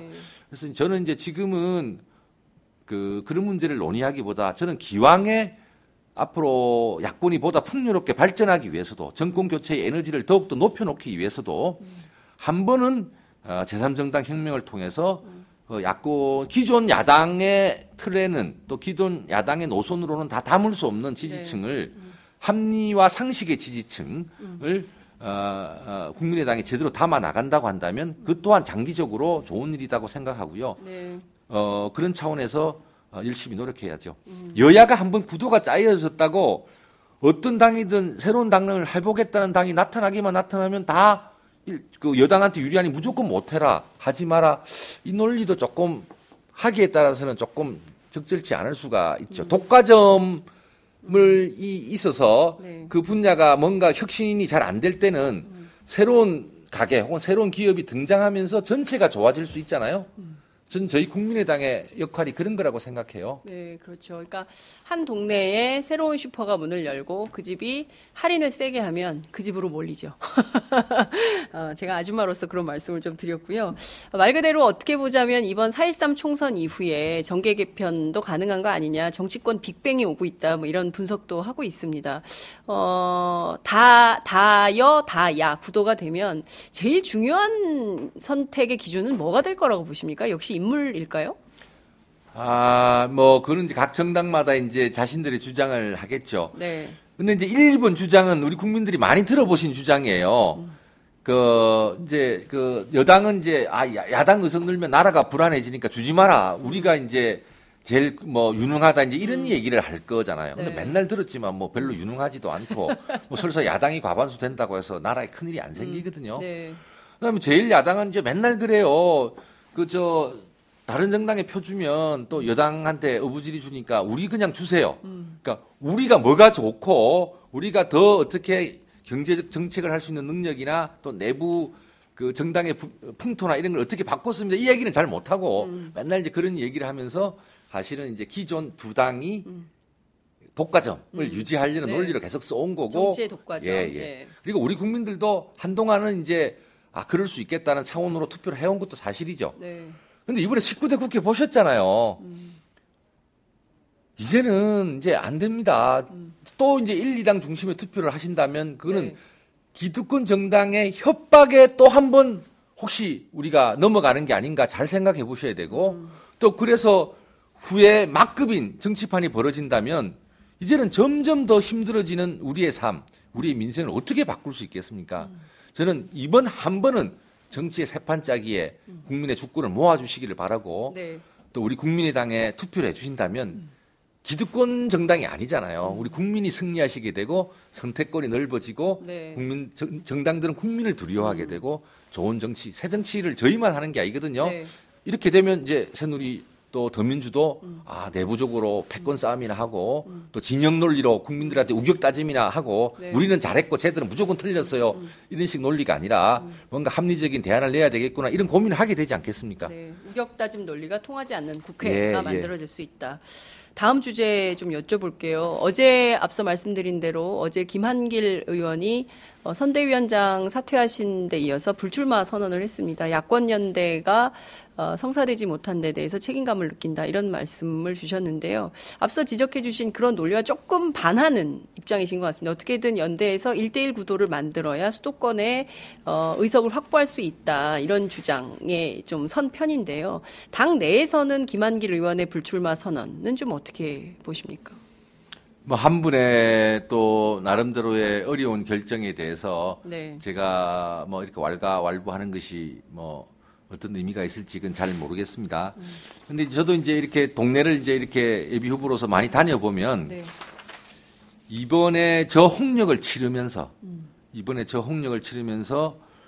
당이 바로 서고 누가 정말 새로운 정치 개혁을 위해 노력했는가라는 것이 좀 드러나고 네. 이렇게 되면서 오히려 좀 전화위복의 계기가 되는 게 아닌가 이렇게 얘기를 많이 듣고 있어요. 한 주민은 이제 저한테 이렇게 말씀을 하셨습니다. 그렇게까지 정말 정치 구조를 바꾸고 싶어 했고 그래서 그걸 못 바꿔서 탈당까지 한 분들 또 새로운 또 분들이 모여서 이렇게 정당을 만들었다면 거기에 맞도록 당당하게 선거가의 유불리를 떠나서 당당하게 이렇게 가면서 국민들을 한테 호소했어야 되는 거 아니냐. 국민들도 1, 2번 막 투표하면서 정치가 안 바뀌고 세상이 안 바뀌는 것에 대해서 이번에 한 번은 바꿔봐야 되겠다 생각하는 국민들도 많았다. 그래서 처음에 창당할 때 많이 지지하지 않았느냐. 네. 그동안 그렇게 정체성을 잃고 흔들린 것 때문에 더 떨어졌으니까 이번 일을 계기로 해서 안철수 대표 특히 전체적으로 국민과 함께 정치판 자체를 바꾸는 우리의 소명대로 뚜벅뚜벅 가겠다. 그렇게 해온 것이 이제 좋았다. 이제는 좀 정신 차리고 바르게 해라. 네. 이제 이런 평가를 많이 해주시죠. 예. 그래서 저희는 그런 길로 갈 거예요. 근데 김한길 대표가 이런 얘기를 했습니다. 안철수 공동대표가 여기서 죽더라도 허허벌판에서 광야에서 죽어도 할 수 없다, 좋다. 뭐 이런 얘기를 했을 때, 그리고 또 원내 교섭단체가 목표다라고 했을 때 김한길 대표가 박근혜 정권의 폭주가 이어지는데 거기서 원내 교섭단체 하는 게 무슨 의미가 있냐, 의미가 없다, 그런 것은. 어쨌든 새누리당의 권력을 약화시키는 것에 야권이 협력하는 것이 더 좋다. 이제 이런 주장, 노선인 건데요. 그 점은 좀 어떻게 보세요? 저는 이제 이미 오늘 저는 오랜 시간 네. 그냥 단순히 그 국회 임무를 바꾸는 거, 또 기존의 여당 야당, 그러니까 기존의 여야 거대 정당이 네, 한석을 누가 더 가져가느냐 보다 더 중요한 일이 있다고 제가 말씀을 드렸습니다. 네. 그것은 새누리당의 확장성을 막으면서도 네. 제3정당 정치혁명을 통해서 국회에 유력한 원내교섭단체가 3개가 되는 겁니다. 그래서 기존에 잘못되어 온 국회 정치의 관행을 근본적으로 부술 수 있는 계기를 만드는 거라고 제가 수없이 말씀드려 왔습니다. 그것 때문에 국민의당은 창당했고 그런 정강 정책으로 얘기를 했습니다. 네. 그렇게 당원들이 모였습니다. 그렇다면 우리가 그게 충실해야 되지 않겠습니까? 정당, 예, 창당 목적에 충실한 정치를 해야 된다. 이런 말씀 주셨습니다. 그러면 광진갑구인데요. 여기는 공천을 어떻게 하게 되는 겁니까? 국민의당 후보가 새로 정해지는 겁니까? 네, 그 문제는 아직 제가 정확한 내용을 알지 못하고 있습니다. 요컨대 이제 저희 국민의당은 이제 이번에 비온 뒤에 땅이 굳는다고 네. 저희 나름대로의 홍역 속에서 국민이 저에게 주신 창당 정신과 그 소명을 네. 재확인하게 되었어요. 이걸 기준으로 열심히 가게 될 것이고요. 네. 또 뒤늦게 여러분 보시지만 지금 뭐 새누리당 공천 과정이나 더민주주의 공천 과정이 네. 정말 일정한 상식적인 뭐 금도의 수준까지 넘어서서 지금 뭐 아주 뭐 파란만장한 모습을 보여주고 있지 않습니까? 네. 저는 이 자체가 기득권 양당 구조의 폐해를 가장 적나라하게 숨김없이 아니 숨기려는 가감없이. 최소한의 이 커튼도 치지 않은 가운데 네. 이렇게 벌어지고 있는 모습 아니겠습니까? 결국 저는 많은 국민들께서 이 국민의당 같은 정당이 있어야 되겠구나. 국민의 편에 서는 정당 하나, 비록 약하더라도 네. 교섭단체를 넘기는 제대로 된 정당이 하나 있어야 되겠구나. 저는 이런 판단을 더 많이 해주시고 있다고 생각해요. 네, 알겠습니다. 지금 진영 장관 또 유승민 원내대표의 경우에도 국민의당에서 계속 러브콜을 보내고 있는 걸로 언론 보도는 나오고 있습니다. 그러니까 저희들도 취재를 해보면 새누리당 안에 그런 의원님들이 굉장히 많으시더라고요. 이게 뭐야 도대체. 이제 해도 너무하는 거 아니냐. 그래서, 저희가 맨날 그렇게 써드리는데 왜 가만히 계십니까? 이러면 지금은 때가 아니다. 뭐 이런 얘기를 많이 하셨는데, 이 새누리당 안에서 갈등하고 있는 정말 개혁적 보수를 고민하고 있는 이런 분들의 이번 총선에서 좀 어떤 선택을 하는 게 좋겠다. 이렇게 생각하세요? 예, 저는 우리 정치가 이 다원화된 민주주의 시대에 맞게 분화되는 것은 불가피한 흐름이라고 봅니다. 다만 현재 새누리당의 경우에는 네. 집권당이니까 사실 권력의 힘에 의해서 그 분화가 상대적으로 안 되고 있을 뿐이죠. 신문은 이렇게 쓰지 않습니까? 네. 새누리당 사실상 분당이다.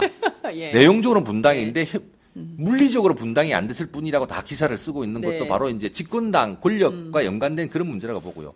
야권은 그렇지 못하니까 이미 분화가 시작되고 있는 거죠. 다양한 형태로. 다양한 형태로. 예. 그러니까 이게 단순히 야권 분열 이런 문제가 아니라 대한민국 정치판이 개편되는 과정에 있는 거죠. 정치 개편이 되고 있는 예. 과정이다. 그동안 지체되고 미뤄왔고 내부 혁신을 잘 못함에 따라 숙제가 산더미처럼 쌓여서 예. 이제는 그 숙제할 능력마저 없어서 무너져 내리고 있는 대한민국 정치판의 개편 과정이라고 봐야 되고 네. 이번에 이제 자기 손으로 뽑았던 원내대표를 대통령 한마디로 잘라내고 그 문제를 지금 마지막에 공천판까지 끌고 와서 유승민 대표에 대해서 스스로 물러나 달라, 잘라 달라라는 이런 그 공방까지 하는 이 지경에 이르는 것도 네. 저는 그 맥락이라고 이렇게 생각을 해요. 네.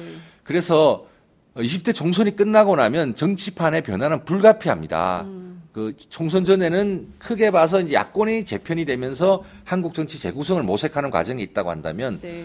저는 20대 총선 자체에서도 많은 무소속 형태로 지금 새누리당에서 그 합리적인 보수의 길을 걸어왔던 분들이 출마를 고민하지 않을 수밖에 없는 네. 현상이 생겼다고 생각하고요. 총선 이후에는 그것이 하나의 정치적 조리로 가는 거죠. 잘 아시다시피 이제 한국의 보수 정당의 경우에는 네. 이제 과거의 잔영 때문에 좀 권위적이고 국가주의적인 그 보수를 보수라고 생각하는 사람이 있고, 네. 그게 아니다. 진짜 보수라고 한다면 진짜 이념이 아니라 국민 개인의 주권, 그렇죠. 자유주의적인 권리를 네. 바탕으로 한 자유민주주의 체제를 고민해야 된다고 생각하는 사람도 있는 거죠. 그렇죠.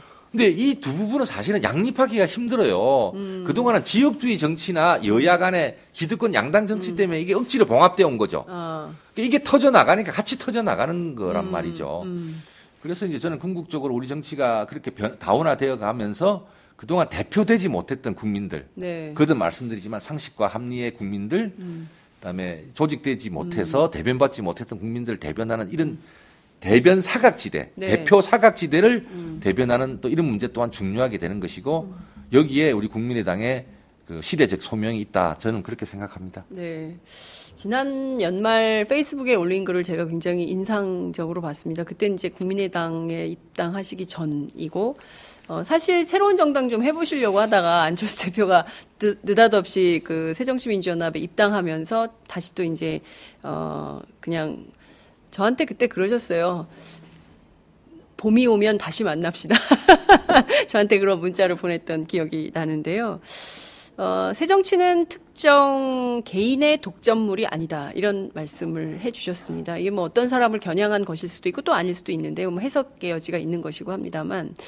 새정치에 대한 국민들의 열망은 있습니다. 그것이 2012년 안철수 현상으로 터졌던 것입니다. 그렇지만 그 이후에 안철수 개인이 아니라 우리가 중요하게 생각하는 것은 안철수 현상이었다라는 것에 목도하고, 그렇다면 한국에서 새로운 정치의 기반을 어디서 어떻게 만들 거냐. 그건 다들 지금 길을 찾고 있는 중인 것 같습니다. 다 헤매고 있는 상황인 건데, 김성식 최고위원은 그 일단을 좀 알고 계실 것 같아요. 어디서 어떻게 시작을 해야 될지. 지금 말씀하신 그 연장선에서 조금 더 한 걸음 더 들어가 주시면 좋겠습니다. 네, 그렇습니다. 그러니까 이제 제 입장에서는 제가 네. 국민의당을 선택해 주십시오. 또 국민의당의 새 정치를 선도하겠습니다. 이 말씀을 할 수 드리지만 그럼 다른 정당은 아예 새 정치를 또 혹은 정치적인 변화, 자기 혁신을 못할 거냐, 저는 그런 얘기를 드리는 것은 아닙니다. 네. 그런데 꽉 막혀 있을 때 두 당이 오랫동안 국가적 문제를 해결하지 못하고 아까도 거듭 말씀드리지만 싸우면서 지역적으로 담합하면서 이렇게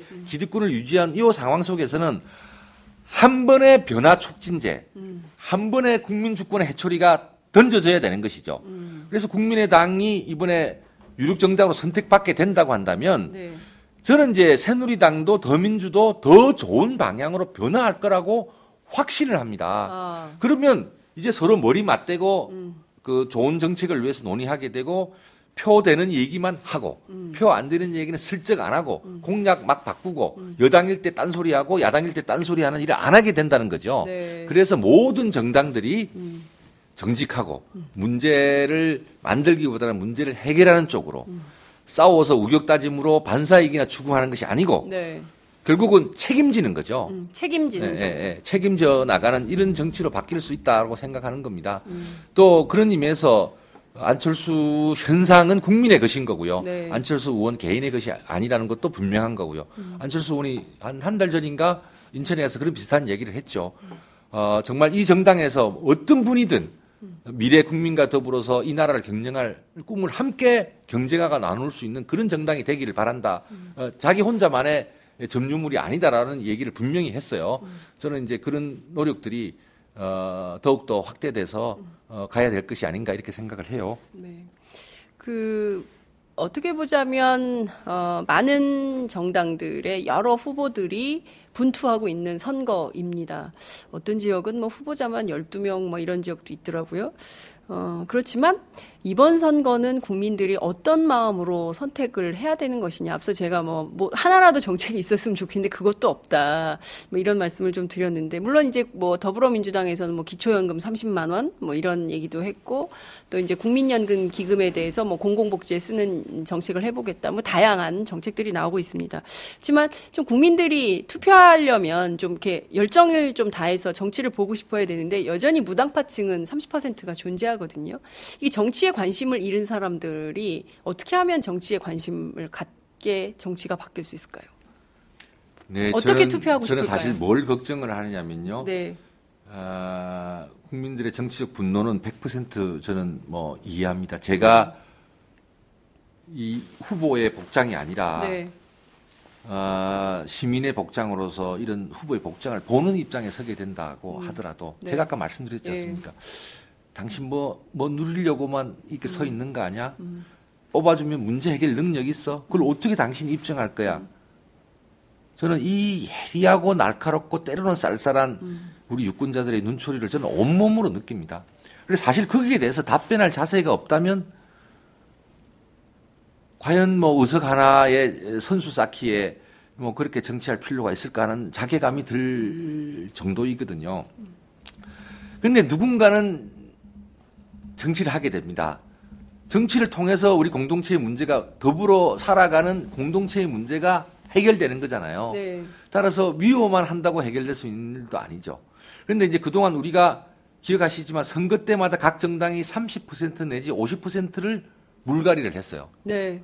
지금 각 국회 때마다 초선 의원 비율이 거의 40%가 넘습니다. 그렇습니다. 이번에도 상당히 많이 현역 교체로 있습니다. 근데 그렇게 많이 해봤지만 정치가 바꿔졌나요? 아니죠. 예, 그건 아니죠. 어떤 의미에서 더 나빠졌습니다. 더 공천권자와 혹은 또는 어떤 패권 그룹 혹은 또 권력 여기에 더 눈치를 보면서 아수라장이 되고 자기 정체성도 안 맞는 사람들을 모셔다 놓고 임시로 모면해 나가는 이런 정치판이 지금 반복되고 있는 거 아니겠습니까? 따라서 이번에는 사람을 단순히 바꾸는 걸 넘어서서 이 정치 구조를 한번 바꿔봐야 된다니까요. 정치 구조를 예, 바꾸자. 그러니까 2자 구도에서 3자 구도로 한번 바꿔주셔서 국회 권력이 작동하는 틀 자체를 바꿔주셔야 국민의 삶을 바꾸는 정치가 시작될 수 있습니다. 그렇다고 해서 완벽해지지도 않습니다. 국민의 주권의 해초리는 계속돼야 됩니다. 그런데 국민의 주권의 해초리를 들고 싶어도 네. 지역으로 딱 나눠먹게 하고 있는 정치 구조가 계속되면 해초리를 때린다고 해서 그분들이 아파하지 않습니다. 어떻게든 자기 텃밭 지역에서 진실한 사람 이야기 들어가면서 공천이라도 받으면 된다는 거 아니겠습니까? 다 멀쩡한 분들이 그 무슨 황당한 모습들입니까? 그러니까요. 근데 저는 바꿔야죠. 사실, 정치 예. 틀 자체를 공천만 받는다고 되는 게 아니구나. 그 속에서 또 한 번 국민으로부터 선택받는 냉엄한 경쟁이 있구나. 그러면 정책도 잘하고 정치하는 자세도 달라져야지. 이렇게 해서 모든 정치 플레이어들의 행동 양식을 바꿔주시는 거. 그러니까요. 이게 중요합니다. 예, 여러분들 저희 팟짱 김성식 최고위원 편을 여러 군데 퍼뜨려 주세요. 저는 굉장히 중요한 말씀을 하고 계시다는 생각이 좀 드는데요. 지역 구도에 갇혀서 계급 배반 투표. 제가 막 말까지 더듬습니다. 계급 배반 투표가 너무 많아요. 그러니까 본인은 노동자 계급인데도 그냥 나는 호남이니까 호남, 나는 영남이니까 영남, 뭐 이렇게 찍는다는 것이죠. 근데 이게 너무 오래됐습니다. 이런 관행적인 투표 행위가. 이번에는 좀 그걸 좀 바꿔야 될 텐데, 여전히 이 계급에 기반하지 않는 투표 양태, 이것도 좀 정치권에서 좀 솔직한 목소리로 좀 해야 되지 않을까요? 그러니까 이제 저는 사실 이제 이번 20대 총선이 또 뭐 옛날식으로 대충 치러져서 또다시 이제 옛날의 국회의 모습보다 더 심한 국회의 모습이 반복되는 판이 벌어지면 어떻게 될까? 저는 사실 굉장히 걱정이 많이 됩니다. 지금 5년 후에는 우리나라 대기업 중에 몇 개가 경쟁력을 갖고 살아남아 있을까요? 또한 더욱더 자동화는 진척되면서 과연 비정규직, 정규직 이런 문제를 얼마나 해결할 수 있을까요? 사회적 역동성마저도 줄어들고 활력마저 줄어들면서 모두 이제는 내 거 손대지 마. 내 거는 하나도 내놓을 수 없어. 각자 구구도생하는 이런 판으로 돌아가고 공동체 속에서 함께 잘 살아가는 방법에 대한 논의를 하고 거기에 참여하려는 시민적인 노력은 사라지게 되고 네. 대의정치는 또 망가지고 이렇게 되면 이 경제 질서, 안보 질서 격동하는 이 상황 속에서 어떻게 되나요? 끔찍합니다. 예, 끔찍합니다. 그래서 이런 문제의식을 가지시고 우리 시민들께서 이번만은 정치하는 행동 양식, 정당들이 정치하는 그 기준들 이 자체를 파괴를 시켜줘야 돼요. 낡은 기준들을. 저는 그것을 통해서 이제 좋은 정치를 해 나가는 어떤 틀이 만들어질 거고, 동시에 정치인들은 그런 시민들의 회초리, 또 절박한 삶의 목소리를 경청하면서 성찰하고 반성해 나가는 이런 그 시기가 좀 오랫동안 돼야 될 일이 아니냐 이렇게 생각합니다. 이번 총선 때 뭐 겉으로 드러나기 위해서 누구를 영입하고 뭐 누구를 어떻게 하고 뭐 또 가짜 공약을 흔들어대고 책임 못 질 공약 막 배포하고 이런 것보다 정말 힘들어져 있는 우리 국민의 삶, 문제 해결 능력이 떨어져 있는 정치, 이마저 또 반복되었을 경우에 생각할 수 있는 우리 공동체에 대한 믿음의 붕괴. 네. 각자 알아서 경쟁하자는 이런 판. 근데 이거는 사회적 약자한테는 더욱더 힘든 판이잖아요. 그건 강자의 논리잖아요. 우리가 가치관이 이렇게 다 전두되면 안 되지 않습니까? 따라서 정당도 정치인들도 이렇게 되지 않도록 자기를 성찰하면서 미래를 바라보면서 설사 표가 안 되더라도 정직하게 임해야 저는 된다고 생각하고요. 국민 여러분께서도 기존에 1, 2번 찍는 이런 반복되는 선택을 넘어서서 한번 뭐 준비가 되어 있는 곳이라면 저희 국민의당과 더불어서 어떻게 정치혁명을 기득권 양당 정치를 한번 깨트려서 3자의 국회 정치를 새로운 정치판을 만들어 나갈 것인가에 대해서도 깊이 고민을 한번 해주실 것을 간곡하게 호소드립니다. 네, 저희가 원래 오늘 40분 예정을 했는데 지금 73분 39초 지나고 있습니다. 배가 고프고 뽀록뽀록 소리가 나는데요. 예, 말씀을 듣다 보니까 시간 가는 줄 몰랐는데요. 다른 건 몰라도 이번 선거에서 후보들을 평가하실 때 그가 어떻게 살아왔는가를 유념해서 볼 필요는 있겠다라는 생각이 좀 듭니다. 허망할 때가 많이 있죠. 나 이 사람 이럴 줄 몰랐는데 이런 생각 드실 때 많을 텐데요. 역사를 보면 좋을 것 같아요. 개인의 역사를 지켜보고 그 사람이 어떻게 살아왔는가를 지켜보면서 선택의 기준, 판단의 기준을 마련하면 좋겠다. 이런 말씀을 좀 드리겠습니다. 오늘 말씀 잘 들었습니다. 고맙습니다. 감사합니다. 네. 감사합니다. 안녕하세요. 오마이뉴스 대표 오연호입니다. 감사합니다. 여러분의 성원 덕분에 바로 어제 오마이뉴스의 10만인 클럽 회원 10,000번째 참여자가 탄생했습니다. 여러분의 응원 덕분에 오마이뉴스는 더욱더 힘차게 권력과 자본의 눈치를 보지 않고 뚜벅뚜벅 참 언론의 길을 갈 수 있게 되었습니다. 계속 성원해 주십시오. 10만인 클럽 회원이 2만 명 정도가 되면 사실상의 진보 종편도 가능합니다. 자, 그 길을 위해 독자 여러분 함께 해주십시오. 감사합니다.